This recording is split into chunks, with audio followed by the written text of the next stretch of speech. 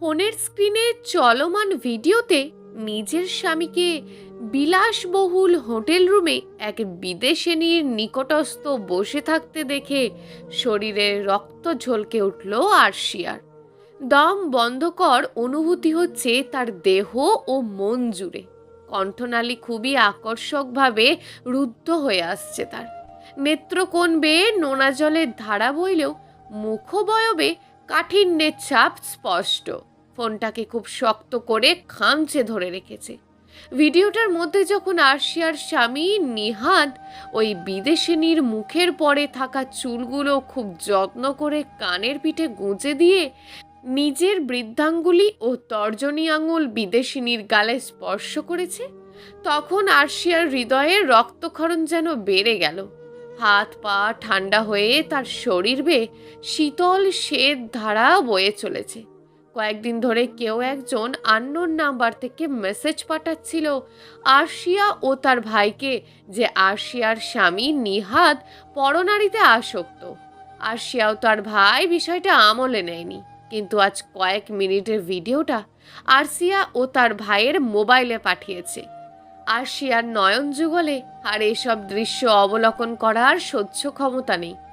আরশিয়ার ফোনটাকে মাটিতে আছাড় দিয়ে নিজের মাথা চুল ট্রেনে ড্রেসিং টেবিলের সকল প্রসাধনী শোপিস ও ঘরে থাকা কাঁচের ফুলদানি ফ্লোরে আছাড় ভেঙে চিৎকার করে কেঁদে উঠল।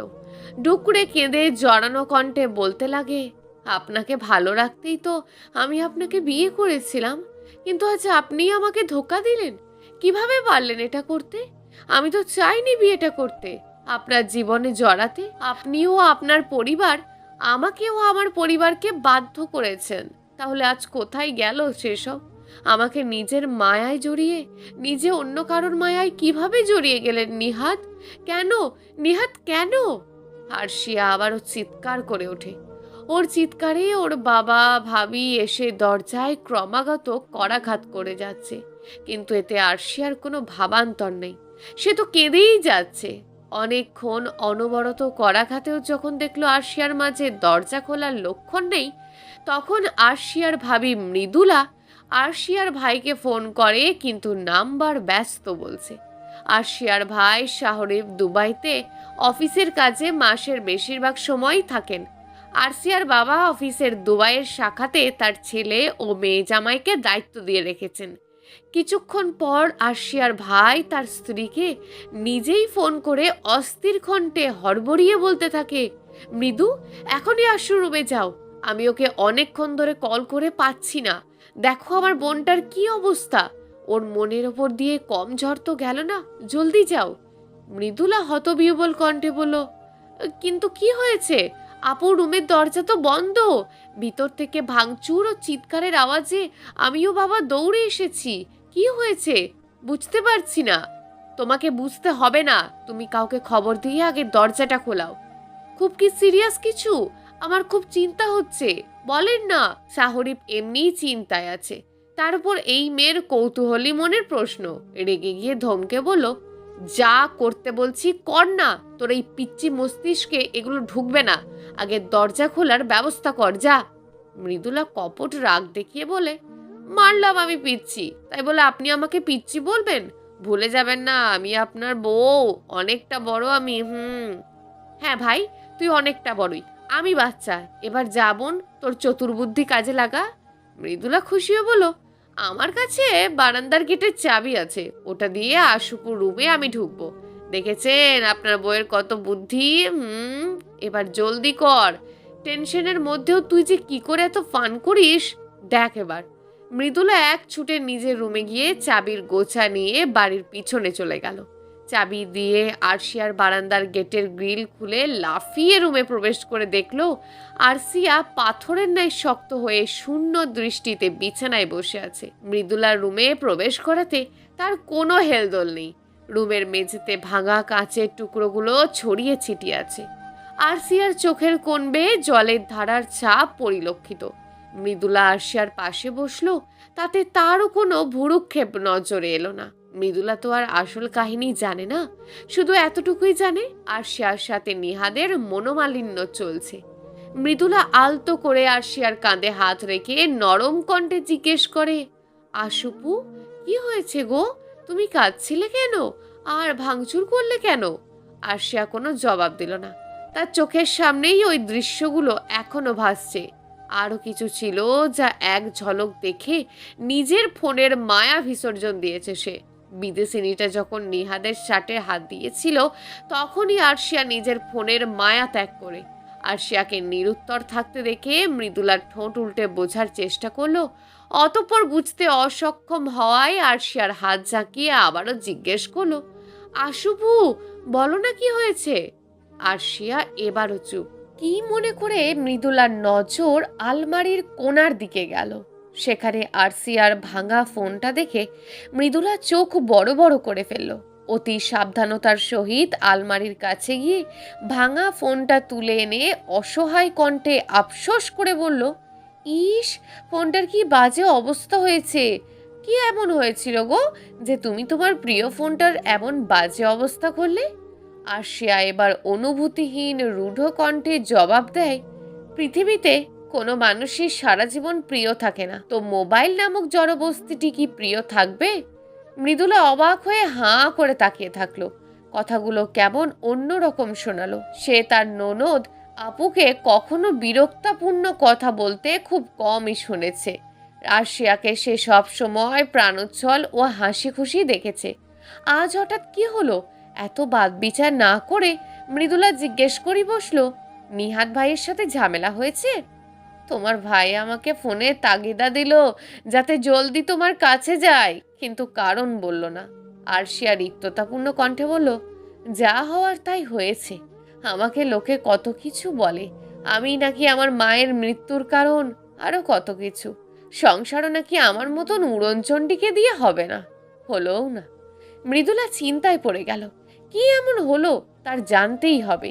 হঠাৎ দরজায় খটখট শব্দে মৃদুলার হুঁশ হলো যে তার শ্বশুর তো দরজার বাইরে দাঁড়ানো। সে না হয় বারান্দার গ্রিলে তালা খুলে লাফিয়ে এসেছে, কিন্তু বৃদ্ধ শ্বশুর তো পারবে না। এমনিতেই শ্বশুরের হার্টে সমস্যা থাকাতে ব্যবসার কাছ থেকে ইস্তফা নিয়ে ছেলে ও মেয়ের জামাইকে দায়িত্ব দিয়েছেন। মৃদুলা দরজা খুলে দিলে মিস্টার আশফাক দ্রুততার সাথে মেয়ের কাছে এসে বসেন। আশেপাশে নজর বুলিয়ে মেয়ের মাথায় হাত বুলিয়ে স্নেহময় কণ্ঠে বলেন, কি হয়েছে মা, এত রাগ দেখালি কেন? আরশিয়ার কাট কাট জবাব, তখন এত দরদি না হলেও পারতে বাবা, আজ দেখো আমার কি অবস্থা।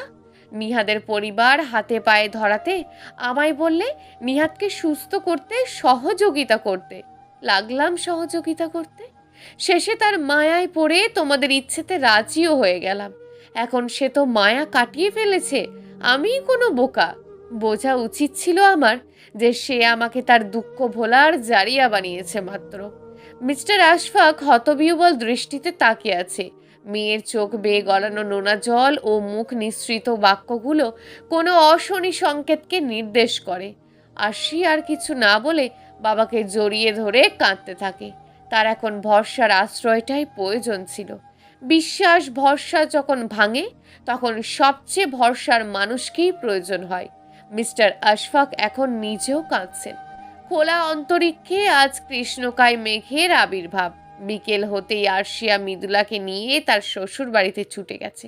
সেখানে তার ননদ নিধি দরজা খুলে ভাবিকে দেখে খুশিতে জড়িয়ে ধরতে এলে আরশিয়া রূঢ়তার সাথে তা এড়িয়ে যায়। ভিতরে ঢুকে আরশিয়া চিৎকার করে সকলকে ডাকে, কে কোথায় আছেন? এখনই আসুন। আপনাদের গুণধর ছেলের কীর্তি শুনবেন না? আসুন। বাবা মা, কোথায় আপনারা? আরশিয়া ডাকে, ওনারা বেরিয়ে আসেন। আরশিয়া মাঝে মধ্যেই নিহাদের নামে নালিশ করতে এখানে আসে। নিহাদ ওকে খেপিয়েছে, বকেছে, আরও কত কি। খুনসুটিতে ভরা সকল অভিযোগ ছিল। হায়, আজও ওরা ভেবে বসেছে আরশিয়া সেরকমই কোনো অভিযোগ নিয়ে এসছে। আরশিয়ার সাথে নিহাদের বিয়ে হয়েছে 1 বছর হয়েছে। স্বাক্ষর করলেও নিহাদের বক্তব্য ছিল নিজে কোনো কিছু করে বউকে দেওয়ার সামর্থ্য অর্জন করবে, তারপর আরশিয়াকে ঘরে তুলবে। এরপরই আরশিয়ার বাবা নিহাদকে দুবাই অফিসের অর্ধেক দায়িত্ব দেয়। এমনিতে নিহাদ মানা করেছিল, কিন্তু আরশিয়ার বাবা মানেননি। নিহাদের বাবা এসে আরশিয়ার সামনে দাঁড়িয়ে আরশিয়ার মনোভাব পর্যবেক্ষণ করছেন। আরশিয়া প্রতিবার মন খারাপ করে আসে, কিন্তু আজ মুখশ্রীতে রাগের আভাস। নিহাদের বাবা রফিক সাহেব নরম কণ্ঠে জিজ্ঞেস করলেন, কি হয়েছে মা, তোর চোখ মুখ এমন দেখাচ্ছে কেন? বাঁদরটা আবার তোকে কিছু করেছে? নিশ্চয়ই তোকে আবার খেপিয়েছে। আরশিয়া তাচ্ছিল্য হাসল, অতঃপর আফসোস কণ্ঠে বলল, তোমাদের ছেলে যা করেছে তা কোনো স্বামী তার স্ত্রীর সাথে না করুক, এই আর্জি আমি আমার ওপরওয়ালার নিকট জানাই। এত নিকৃষ্ট মনা সে কি করে হয়? তোমাদের অনুরোধে তাকে আমি সুস্থ করতে রাজি হয়েছি, পরে নিজেই মায়ায় পড়ে গিয়েছি বলে তোমাদের প্রস্তাবেও রাজি হয়েছি। এখন তোমাদের ছেলে তো অন্যত্র নিজের সুখ খুঁজে নিয়েছে, তার আর আমার কি দরকার? রফিক সাহেব বিচলিত হলেন। তিনি তার স্ত্রীর দিকেও তাকালেন। তার স্ত্রী আফসানা বেগমও বুঝতে পারছে না কিছু। রফিক সাহেব এবার বিচলিত কণ্ঠে শুধালেন, কি হয়েছে মা, কি করেছে নিহাদ? বল আমাকে, আমি যোগ্য শাস্তি দেব ওর। আরশিয়া তাচ্ছিল্য হেসে বলে, সত্যি বাবা, তুমি তার যোগ্য বিচার করবে? পারবে করতে? সে তো তোমার নিজের ছেলে, আমি তো আর নিজের মেয়ে না। পর তো আমি। কে বলেছে তুই পর? আর তোর আর নিধির মধ্যে আমি ও তোর মা কখনো পার্থক্য করেছি? না, আসল দোষ তো আমার ভাগ্যের, তাই তোমাদের মতন বাবা মা পেয়েও হারাতে হচ্ছে। তোর কথাগুলো ভালো ঠেকছে না আমার কাছে, খোলসা করে বলতো। রফিক সাহেবের দিকে এক দৃষ্টিতে তাকিয়ে দীর্ঘশ্বাস ফেললো আরশিয়া। তারপর মলিন কণ্ঠে বলল, তোমাদের ছেলে বিদেশিনীর প্রেমে মজেছে। আমাকে কি লাগে? আমি তো তার ফার্স্ট প্রায়োরিটি কখনোই ছিলাম না, তার প্রয়োজন ছিলাম। প্রিয়জন হয়তো হুর ছিল বা এই বিদেশিনী। রফিক সাহেব হতবাক হয়ে চেয়ে আছেন। হুরের পর আরশিয়াকেই তো নিহাত ভালোবাসে, নয়তো হুরের মৃত্যু শোকে বদ্ধ পাগলে পরিণত হওয়া ছেলেটা আরশিয়ার যত্নে সুস্থ হয়ে যায়। যেখানে ডাক্তাররা নিহাতকে অ্যাসাইলেমে পাঠানোর কথা বলেছিল, তারপর ওকে স্ত্রীর মর্যাদা দিল। রফিক সাহেব নিজেকে সামলে নিয়ে বলেন, কি বলছিস তুই? 3 দিন আগেও তো তোর জন্য বেনারসি শাড়ি পাঠালো আমাদের কাছে, বলল সামনে তোদের দ্বিতীয় বিবাহ বার্ষিকীতে যেন দিই। তারে বুঝিয়ে পারলাম না যে বিবাহ বার্ষিকী আসতে আরো 8 মাস বাকি, তোর জন্মদিন তো কয়েকদিন পর, সেটার জন্য নাকি? জিজ্ঞেস করাতে ছেলে বারবার বিবাহ বার্ষিকীর কথাই বলছে। আরশিয়া তাচ্ছিল্য হেসে বলল, তোমার ছেলেকে এখন ফোন করো তো, এখন দুবাইতে দুপুর হতে চললো, ফোন করে দেখো তো সে কোথায় আছে, কার সাথে আছে। রফিক সাহেব আরশিয়ার মুখের দিকে তাকিয়ে তার ছোট ছেলে রাফিকে বলল ফোন করতে। রাফি ফোন করলো পরপর 2 বার, রিং হয়ে ফোন কেটে যায়। তা দেখে আরশিয়া হাসতে হাসতে বসে পড়ে বলল, তার এখন সময় আছে নাকি? দেখো, সেই বিদেশিনীর সাথেই আছে হয়তো। রফিক সাহেব আরশিয়ার পাশে এসে বসলেন। পাশে এসে বসে তিনি লক্ষ্য করলেন দরজার কাছে মৃদুলা চোখ মুখ শক্ত করে সকলের দিকে তাকাচ্ছে। ভেবে নিলেন যে আরশিয়া মানা করাতে মৃদুলা চুপ করে আছেন। রফিক সাহেব আরশিয়ার মাথায় হাত বুলিয়ে বলেন, সবটা বল আমায়, তোকে কেউ মিথ্যা তথ্যও দিতে পারে। মিথ্যা? নিজের চোখে ভিডিওটা দেখেছি আমি, আমার বলতেও ঘৃণা হচ্ছে। রফিক সাহেব আর ঘাঁটালেন না। আরশিয়া মিথ্যে বলবেন না তা তিনি জানেন। তৎক্ষণাৎ ছোট ছেলের হাত থেকে ফোন কেড়ে নিয়ে নিহাতকে ফোন লাগালো। এবারও 3 বার রিং হয়ে কেটে গেল। চতুর্থবার নিহাত ফোন রিসিভ করে ঘুম ঘুম কণ্ঠে বলল, হ্যালো, কই তুই? রফিক সাহেবের দৃঢ় স্বর শুনে নিহাত চোখ কষ্ট করে টেনে খুলে বলল, ঘুমাচ্ছি। অন্যের ঘুম কেড়ে নিয়ে নিজে কি করে ঘুমাস? ওঠ বলছি। ফোনের ওপাশ থেকে চিৎকারে হুড়মুড় করে উঠে বসলো নিহাত। রফিক সাহেব আবারও রুক্ষস্বরে বললেন, তোর সাথে কে? কার সাথে অপকর্ম করেছিস? নিহাত ভ্যাবাচ্যাকা খেয়ে গেল। আশেপাশে তাকিয়ে বুঝলো রুমটা তার না, তবে রুমে সে একা। গতকাল রাতে অফিসিয়ালি পার্টি ছিল একটা, সেখানে হঠাৎ শরীর খারাপ হওয়ার পর কি হয়েছে তার মনে নেই। রফিক সাহেব ছেলের জবাব না পেয়ে আরও ধমকে উঠলেন। নিহাত আঁতকে উঠে বলেন, কাল পার্টিতে প্রচণ্ড মাথা ব্যথা হওয়ার পর আশফাক আঙ্কেলের বন্ধুর মেয়ে আমাকে তার কাছে পেনকিলার আছে বলে একটা ট্যাবলেট সহ গ্লাস এগিয়ে দিয়ে বলল, সোডা আছে আপাতত, সোডা দিয়ে ট্যাবলেটটা খেয়ে নিতে, পানির ব্যবস্থা করছে। তারপর তারপর আমি কি হয়েছিল ফোনটা লাউডে ছিল বলে ঘরে উপস্থিত সকলেই শুনতে পেল। আরশিয়া রেগে গিয়ে বলে ওঠে, আর কত মিথ্যা বলবেন? আমি নিজের চোখে ভিডিওতে দেখেছি আপনি ওই মেয়ের সাথে। ছি, লজ্জা করে না? আরে আপনি নিজেই বলেছেন আমাদের মধ্যে বন্ধুত্বের সম্পর্কটা গাঢ় হবে, আমরা নিজেদের মতন রাত জেগে ফোনে কথা বলবো, সবই তো হলো, কিন্তু নিজের চরিত্র খুইয়ে বসলেন। নিহাত হকচকিয়ে উঠল। সে এসবের কিছুই জানে না। আরশিয়ার কথা শুনে রুমের আশেপাশে ভালো করে চেক করে দেখলো রুমে সত্যিই আর কেউ নেই। তাহলে আরশিয়া কি বলছে? আরশিয়াকে কিছু বলবে তার আগেই আরশিয়া রফিক সাহেবের হাত থেকে ফোনটা নিয়ে কেটে দিল। নিহাত মাথা চেপে ধরে বসে আছে, সাথে মাথা ব্যথাটাও হচ্ছে। আরশিয়া মৃদুলা থেকে ফোনটা নিয়ে তার ভাইকে ফোন করলো। তারপর ভিডিওটা মৃদুলার ফোনে পাঠাতে বলে কয়েক মিনিট অপেক্ষা করলো। ভিডিওটা এলে আরশিয়া রফিক সাহেবকে দেখান। রফিক সাহেব, তার স্ত্রী ও ছোট ছেলে ভিডিওটা দেখে বাকরুদ্ধ হয়ে গেছেন। আরশিয়া ওনাদের উদ্দেশ্যে বলেন, ভাইয়া একটু আগে ভিডিওটা আসল না নকল চেক করিয়েছেন। ভিডিওতে থাকা প্রতিটা দৃশ্য সত্য। লাস্টের টুকু তো আমার দেখার শক্তিও ছিল না। তারপরের ক্লিপ আমাকে পাঠায়নি আর ভাইয়াকেও না, কিন্তু যেটুকু দেখা যাচ্ছে তাতে কি মনে হচ্ছে ওরা কাজ করছিল? রফিক সাহেব মাথা নিচু করে বললেন, ক্ষমা করে দিস মা, আমার ছেলের যে বিদেশে গিয়ে এত অধঃপতন হবে তা জানতাম না। তোকে বিয়ের জন্য রাজি করিয়ে তোর জীবনটা নষ্ট করে দিয়েছি। তখন সন্তানের শোকে আর কিছু চিন্তা করতে পারিনি। তোকে আমি বলবো না যে সম্পর্কটা জোর করে রাখতে। আরশিয়া আর কিছু বলল না। সে বহু কষ্টে চোখের পানি আটকে রেখেছে, নাকের ডগা লাল হয়ে গেছে। সেখানে আর এক মুহূর্ত না দাঁড়িয়ে মৃদুলার হাত ধরে বেরিয়ে আসে। পিছনের সকলের সব ডাক উপেক্ষা করে বেরিয়ে এসেছে। কিন্তু বাড়ি ফিরে যে ওরা আরেকটা ঝটকায় সম্মুখীন হবে তা ঘুণাক্ষরেও টের পায়নি।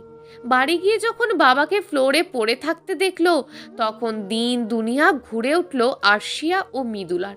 ওরা যখন দুজন দৌড়ে বাবার কাছে গিয়ে দেখলো উনি বুকে ব্যথায় কাতরাচ্ছেন, ফ্লোরে বমিও করেছেন দেখা যাচ্ছে।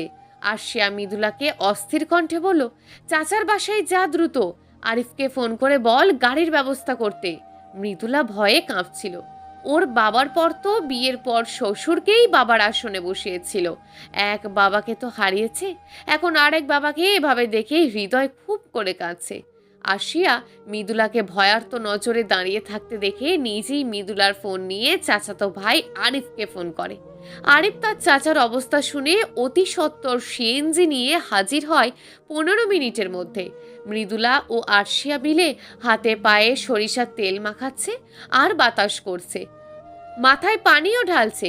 সিএনজি এলে দেরি না করে হসপিটাল নিয়ে যায়। নিহাদ হোটেল থেকে বেরিয়ে সোজা তার অফিসে যায়। কিছুক্ষণ পর পিয়ন দিয়ে জেসিকা মানে আশফাক সাহেবের বন্ধুর মেয়েকে তার অফিস রুমে ডেকে পাঠায়। জেসিকাও অফিসে দেখাশোনাই করে।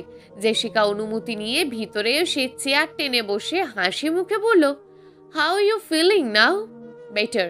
আমি হোটেল রুমে কি করে গেলাম? তুমি নিয়ে গেছিলে? ইয়েস, বাবা ফোন করেছিল। আশিয়া কিসের ভিডিওর কথা বলল?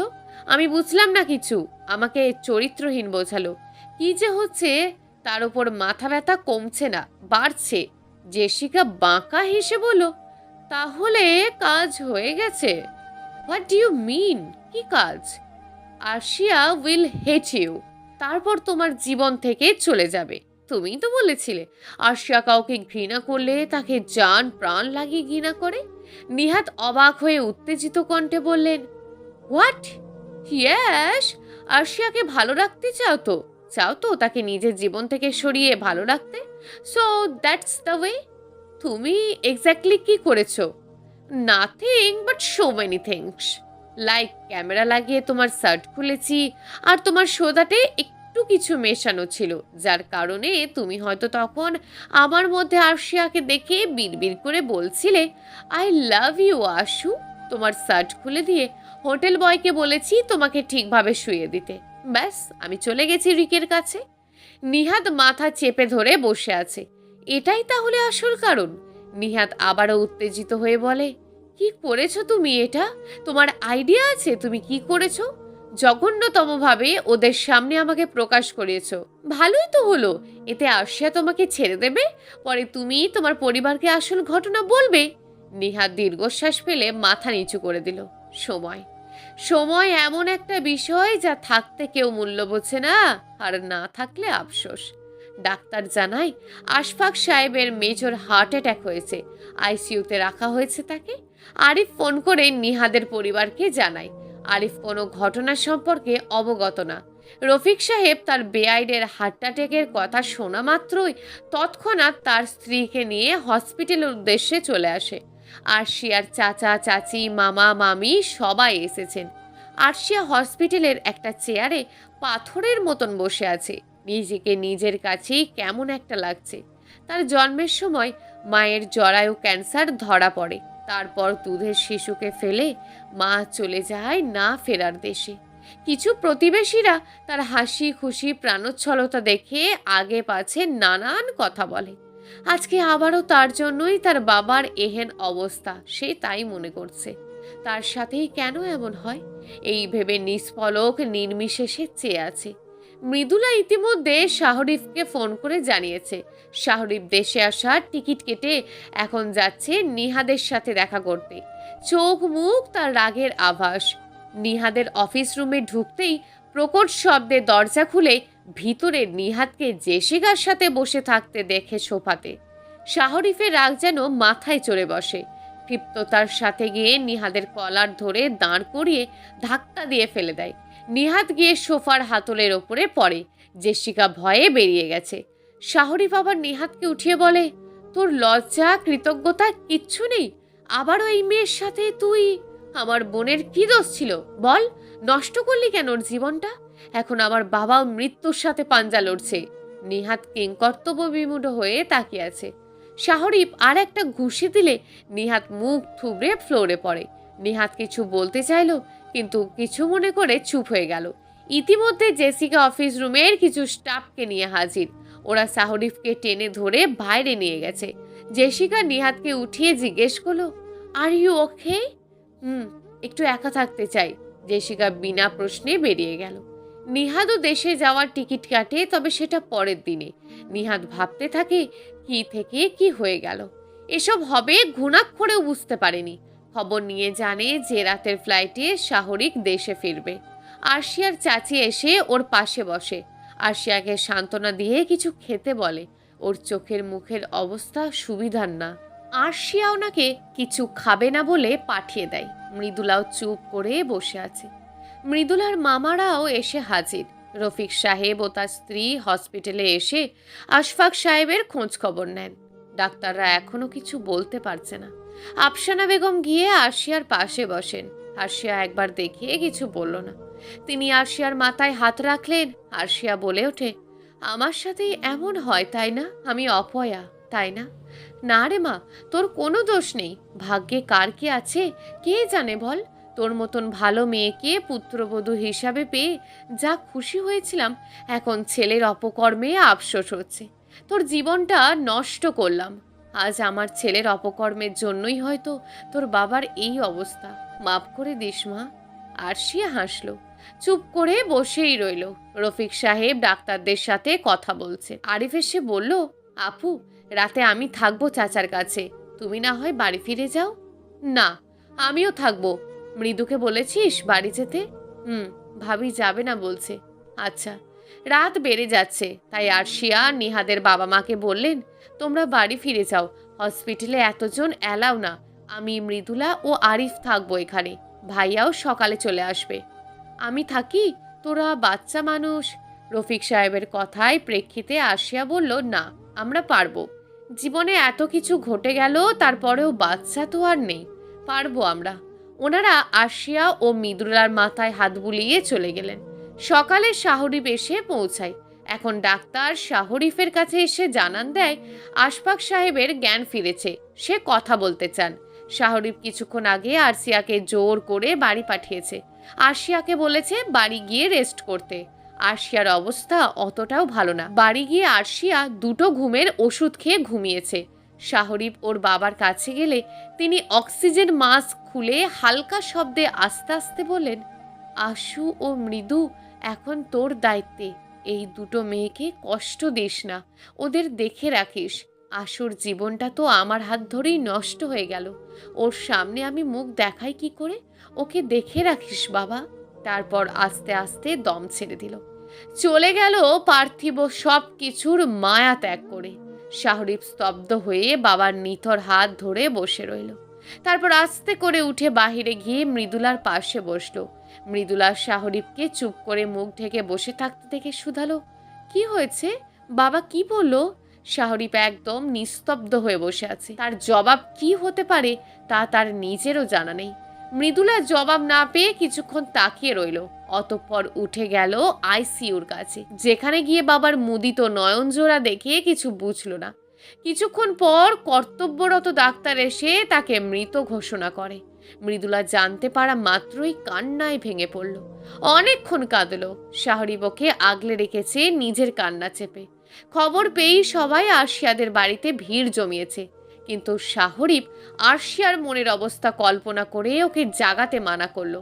টেবিলের ওপর ঘুমের ওষুধের পাতা থেকে দুটো ঘুমের ওষুধ নেই, তার মানে আরশিয়া গভীর ঘুমে। বিকেলের মধ্যেই আশফাক সাহেবের শেষ কৃত্য সম্পন্ন করেছে শাহরিফ ও আরিফরা। শাহরিফ এসে বোনের রুমে ঢুকে দেখে ঘুমন্ত আরশিয়ার পাশে গুটিসুটি হয়ে মৃদুলা বসে আছে। চঞ্চল মেয়েটা যেন মুষড়ে পড়েছে। শাহরিফ ও আরশিয়ার পাশে বসলো। সকালে ঘুম ভাঙলে না জানি কি তাণ্ডব করে সে। ঘুম ভাঙালে হয়তো আরশিয়ার খারাপ কিছু হতে পারত। নিহাত সন্ধ্যা নাগাদ নিজের বাড়িতে পৌঁছালে রফিক সাহেব ছেলেকে সদর দরজাতেই থাপ্পড় দিয়ে ঘাড় ধাক্কা দিয়ে বাড়ি থেকে বের করে দেয়। নিহাত কিছু বলতে চাইলেও তিনি শুনতে নারাজ। নিহাত কোনো এক আত্মীয়ের বাড়িতে রাতটা থেকে সকালে আবারও ফিরে যাবে। রাতে তার কাছে মেল আসে যে দুবারে অফিস থেকে নিহাতকে বহিষ্কার করা হয়েছে। নিহাত ওই শাখায় ও আশফাক সাহেবের ব্যবসাতে যুক্ত না। দীর্ঘশ্বাস ফেলল নিহাত। এখন থেকে সে সিঙ্গাপুরে নিজের ছোট্ট বিজনেস সামলাবে শেষ সময় পর্যন্ত। তাছাড়া সময় কম তার। ফোন করে দুবাইয়ের টিকিট ক্যান্সেল করে সিঙ্গাপুরের টিকিট কাটলো। খুব ইচ্ছে ছিল একবার আরশিয়াকে দেখবে, লুকিয়ে হলেও দেখবে। পরে আবার কবে দেখা হয় না কি হবে না বলা তো যায় না। রাত গভীর হতেই নিহাত বেরিয়ে পড়ল। আরশিয়াদের বাড়ির সামনে এসে দেখলো আশেপাশে কেউ নেই। নিহাত বাড়ির পিছন সাইডে গিয়ে পকেট থেকে বারান্দার গেটের চাবি বের করলো। এটাই আরশিয়ার তাকে দিয়েছিল বিয়ের পরপর, কিন্তু কখনো কাজে লাগায়নি। আজ এক ঝলক দেখতে চাবিটা বের করলো। নিঃশব্দে অতি সাবধানে তালা খুলে ধীর পায়ে আরশিয়া রুমে প্রবেশ করলো।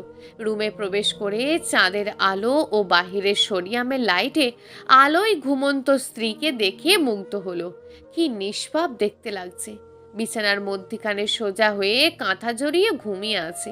লম্বা ঘন চুলগুলো এলোমেলো ভাবে ছড়ানো। নিহাত অতি সন্তর্পণে আরশিয়ার পাশে বসে ওর কপালে হাত রাখে। আলো আধারিতে আরশিয়ার দিকে কিছুক্ষণ বিমুগ্ধ চিত্তে দৃষ্টি স্থির রেখে ওর ললাটে নিজের অধর স্পর্শ করিয়ে ধীর স্বরে বলতে থাকে, খুব খুব ভালো থাকবে তুমি। প্রথমে কষ্ট হবে, খুব ঘৃণা করবে, কিন্তু দিন শেষে আমি তোমার হাসির মাঝেই বাঁচব। তুমি হাসবে, আমি বিহীনই হাসবে। তোমার আমার বিচ্ছেদ তোমাকে তোমার জীবন রঙ্গিহীন করা থেকে বাঁচাবে। নিহাত নিজের চোখে জল মুছে উঠে গেল। আরশিয়া জানতেও পারল না। সকালে আরশিয়ার ঘুম ভাঙলে সে তড়িঘড়ি করে উঠে ফ্রেশ হয়ে তৈরি হয়ে নেয় বাবাকে দেখতে যাবে বলে। আরশিয়া বাড়ি থেকে বেরোতে নিলে শাহরিফ ওকে ডাক দিয়ে বলে, কোথায় যাচ্ছিস? হসপিটালে, বাবার কাছে। যেতে হবে না। কেন, বাবাকে নিয়ে আসছিস? না, একবারের জন্য ঘুমিয়ে গেছে তো, তাই তাকে সস্থানে রেখে এসেছি। হঠাৎ বুক ধুক করে উঠল আরশিয়ার। অস্থির চিত্তে হড়বড়িয়ে বলল, কি বলছিস তুই? আমার কিন্তু ভয় করছে ভাই। বাবার নেই আশু, আমাদের একেবারের জন্য এতিম করে চলে গেছে। আরশিয়ার শ্রবণ ইন্দ্রিয়তে কথাটা পৌঁছাতেই শরীর ঝাঁকি দিয়ে উঠল। আরশিয়া নির্বাক হয়ে দাঁড়িয়ে আছে। শাহরিফ গিয়ে আরশিয়াকে জড়িয়ে ধরে। ভাইয়ের বুকে পড়ে কাঁদতে থাকে আরশিয়া। ছোটবেলায় বুঝ হওয়ার আগেই মাকে হারিয়েছে, আর এখন বাবাকে। নিজেকে কেমন শূন্য শূন্য লাগছে। আঁকড়ে বাঁচার মানুষটাও ধোকা দিল। নিজেকে অর্থহীন লাগছে। দুই ভাই বোনের কান্নার দৃশ্য মৃদুলা ও আরশিয়ার চাচি রান্নাঘর থেকে দেখছে। চাচিকে ধরে মৃদুলাও কাঁদছে। শাহরিফ আরশিয়াকে বসিয়ে চোখ মুছিয়ে ধরা কণ্ঠে বলে, তোর জীবন আমি ঠিক করে দেব, সব ঠিক করে দেব বোন। তোর বড় ভাই এখনো আছে। ওই নিহাদকে আমি আমার অফিস থেকে বের করে দিয়েছি। তোকে আমি নিহাদের থেকে মুক্তি এনে দেব, চিন্তা করিস না। নিহাদকে তো আমার খুন করতে মন চাইছে। তোকে আমি বাহিরে ভার্সিটিতে ভর্তি করব, নিজের যোগ্যতায় দাঁড়াবি একদিন। আরশিয়া চুপচাপ শুনছে আর চোখ দিয়ে জল গড়াচ্ছে। শাহরিফ আবারও বলে, ইন্টারের পর তো 6 মাস যাবৎ এখানের ভার্সিটিতে পড়েছিস। এখানে থাকলে পুরনো স্মৃতি ভুলতে কষ্ট হবে। আমি তোর পাসপোর্ট বানানোর ব্যবস্থা করছি। শাহরিফ চোখ মুছে চলে যায়। আরশিয়া মন্থর গতিতে নিজের রুমের দিকে অগ্রসর হয়।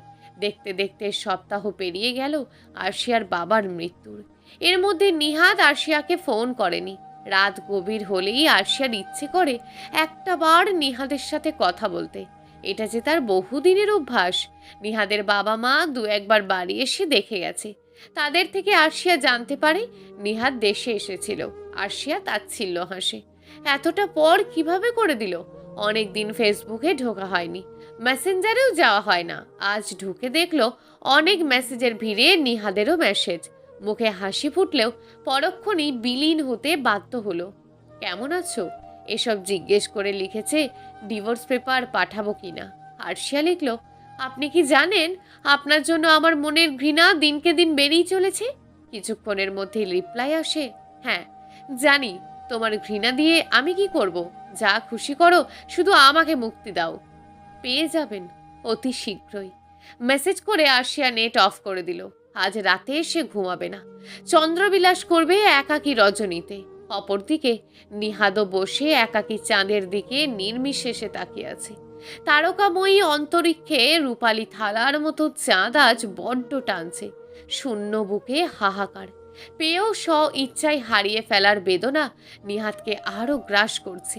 নিহাদের পাশে ওর সিঙ্গাপুরের বন্ধু রাসিফ এসে বসে। সে বলে, কেন আরশিয়াকে কষ্ট দিচ্ছিস? ওসব যে মিথ্যা তা আরশিয়াকে জানিয়ে দে। তুই এই কথা বলছিস? তুই তো সবটা জানিস। আমার এই জীবনে থেকে ও কষ্ট ছাড়া আর কিছুই পাবে না। খুব ইচ্ছে করে ওকে একবার জড়িয়ে ধরতে, কিন্তু ভাগ্য যে নেই। রাসিফ হতাশ নিঃশ্বাস ফেলে। সব পূর্ণতা চিরকাল কেন থাকে না? কেন সেটা শূন্যতায় পরিণত হয়? আচ্ছা, কি এমন ঘটেছে যার জন্য নিহাদ এত বড় মিথ্যা অভিনয় করছে? আর সেই ভিডিও, সেটা কি আদেও নকল, নাকি সত্যিই তাদের মধ্যে কিছু ঘটেছে যা নিহাদ আড়াল করতে চাইছে? বন্ধুরা, আজকের ভিডিওতে এইটুকুই। পরবর্তী ঘটনা জানতে অবশ্যই চ্যানেলটিকে সাবস্ক্রাইব করে আমাদের পরবর্তী ভিডিওটিতে চোখ রাখুন। ততক্ষণ ভালো থাকুন, নিজের ও পরিবারের খেয়াল রাখুন। ধন্যবাদ।